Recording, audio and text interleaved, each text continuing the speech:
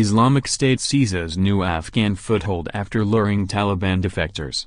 Jawzjan, Afghanistan, Kabul, Reuters. When a Taliban commander defected to Islamic State in northern Afghanistan a few months ago, his men and the foreign fighters he invited and started to enslave local women and set up a bomb-making school for 300 children, officials and residents said.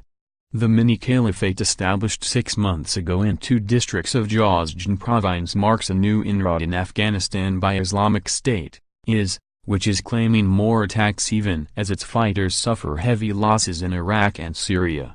Qari Hekmat, a prominent Taliban leader in Jawzjan, switched allegiance around 6 months ago, according to local people who have since fled, raising the movement's black flag over the local mosque and forcing residents to swear fealty to his leader Abu Bakr Al-Baghdadi.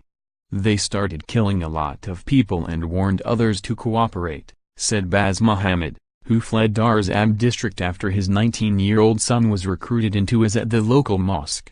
In Jawzjan has now attracted the attention of U.S. forces in Afghanistan, which will launch an offensive in the north in the next few days, U.S. Army General John Nicholson said on Tuesday. U.S. airstrikes and special forces have been pounding the main Afghan foothold of his fighters in the eastern province of Nangarhar, but that has not prevented the movement from stepping up attacks.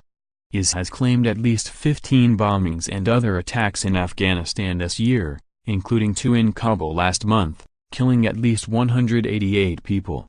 The number of attacks is up from just a couple nationwide last year. It is unclear whether all the attacks claimed by IS were carried out by the group, or linked to its central leadership in the Middle East. Afghan intelligence officials say some of the attacks may in fact have been carried out by the Taliban or its aligned Haqqani network and opportunistically claimed by IS. Yet the sheer number of attacks plus the targeting of Shiite mosques, and IS hallmark, indicates the movement is gaining some strength, though their links to the leadership in the Middle East remain murky. Some analysts see IS as an umbrella term covering groups of fighters in Nangarhar's mountains, armed gangs in northern Afghanistan and suicide bombers in Kabul.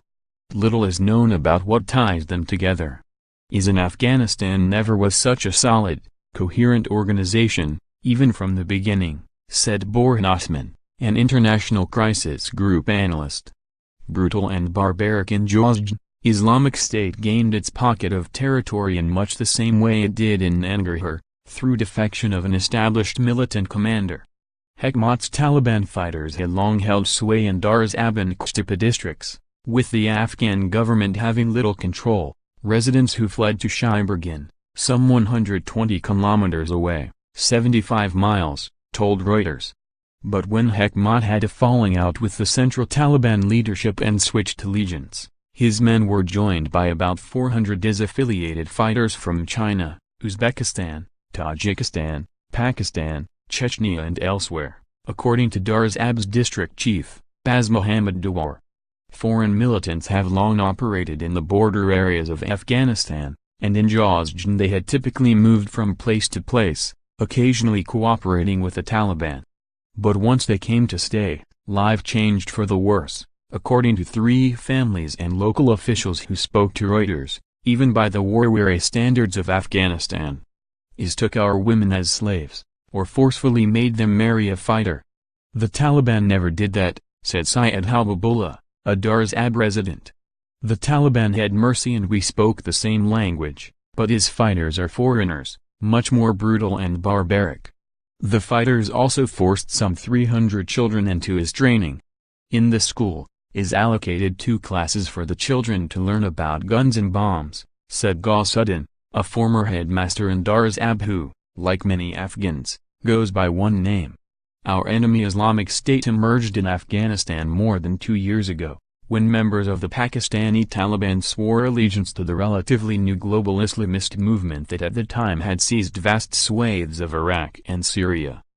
By June 2015, newly IS-aligned fighters had crossed into Afghanistan and seized around half a dozen districts in Nangarhar, scorching Taliban poppy fields and forcing them to flee. Riyadh.rs/2J2L6 Soon after, U.S. forces began airstrikes and dispatched special forces to assist Afghan troops in fighting Islamic State, also known by the Arabic acronym DESH.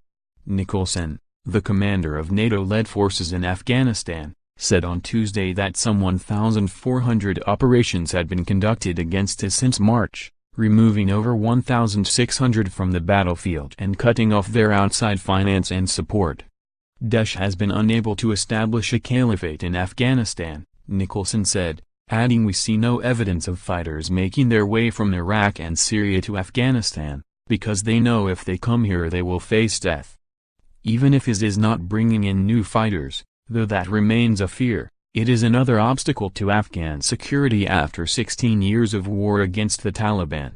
Whether it is Islamic State or Taliban, they are our enemy, said Jawzjan Police Chief Fakir Muhammad Jawzjani. And they have to be eliminated.